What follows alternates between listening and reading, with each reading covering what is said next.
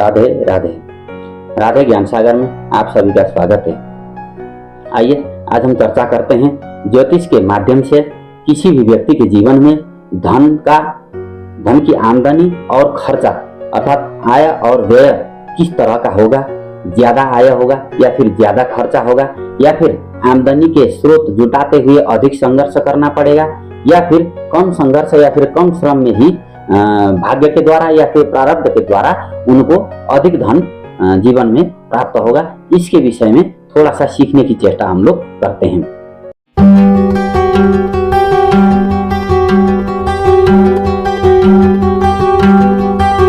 जैसे अगर मान लीजिए किसी व्यक्ति के जन्म कुंडली में एकादश भाव जो होता है, वहां से हम आमदनी का जरिया कैसा होगा, किस माध्यम से धन आएगा, इसका विचार करते हैं। उसी प्रकार से जो द्वितीय भाव है, द्वितीय भाव से हम लोग कोष वित्त यानी कि आज के समय में यूं कहें तो बैंक बैलेंस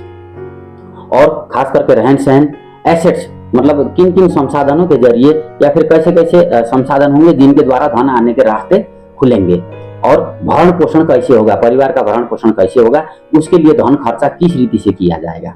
उसी प्रकार से जो द्वादश भाव है, ये जन्म कुंडली में खर्च का भाव होता है। द्वितीय का एकादश और एकादश का द्वितीय, इसलिए खर्च के लिए जितना भी हम देखते हैं तो वो द्वादश भाव के ऊपर विचार किया जाना चाहिए। साथ में लग्न और लग्नेश की स्थिति को भी विशेष रूप से देखा जाना चाहिए, क्योंकि लग्न और लग्नेश यदि अगर पीड़ित होंगे, कमजोर होंगे तो खर्चा अधिक होगा, और अगर वहीं लग्न और लग्नेश यदि अगर बलवान होंगे तो खर्चों में कुछ कंट्रोल भी आएगी। उसी प्रकार से यदि अगर द्वितीय भाव बलवान होगा तो बैंक बैलेंस अच्छा रहेगा। ऐसे लोगों का बैंक बैलेंस काफी अच्छा रहता है, और धन संबंधी मनी मैनेजमेंट, धन पैसों का सदुपयोग भी ऐसे लोग बहुत अच्छे से कर पाते हैं। और यदि अगर द्वादश भाव बलवान होगा तो ऐसे लोगों को अनावश्यक खर्च कम होंगे, लेकिन कमाया हुआ जो धन है वो दान पुण्य, लोक कल्याणकारी कार्य या फिर सामाजिक किसी अच्छे कार्यों के लिए उनका खर्चा तो अधिक होगा, लेकिन उसके चलते उनके समाज में इज्जत मान बढ़ाई और प्रतिष्ठा की जो है वृद्धि निरंतर होती रहेगी। इसी प्रकार से 12वें भाव में, द्वादश भाव में यदि अगर शनि होगा या और चंद्रमा होगा, और द्वितीय भाव से द्वादश भाव यदि अगर ज्यादा बलवान होगा तो पैसा तो आएगा ही, लेकिन बचत कम होगा। और यदि अगर मान लीजिए किसी के जीवन में आमदनी कम है लेकिन बचत अधिक है, तो ऐसी स्थिति में देखा जाना चाहिए द्वितीय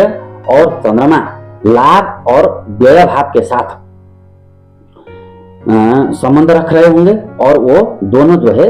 एकादश भाव और द्वादश भाव का जो बल है उससे द्वितीय भाव और चंद्रमा का बल ज्यादा रहेगा। तो ऐसे लोगों की आमदनी कम होगी बेशक, लेकिन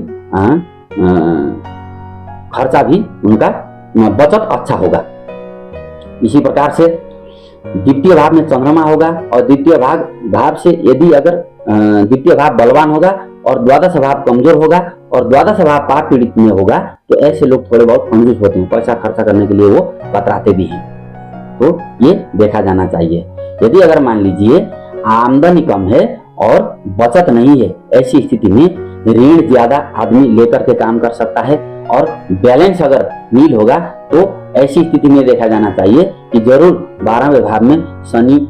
या फिर कमजोर सूर्य मंगल की स्थिति रही होगी, तो ऐसे लोग ऋण लेकर के काम करते हैं और बैलेंस भी उनका थोड़ा कम रहता है। द्वितीय भाव में चंद्रमा और लाभ भाव में गुरु होंगे और बलशाली होंगे, तो ऐसे लोगों की आमदनी भी अच्छी होती है और बचत भी अच्छा होता है। और यहीं पर यदि अगर द्वितीय भाव में चंद्रमा होंगे और एकादश भाव में गुरु यदि अगर कमजोर होंगे तो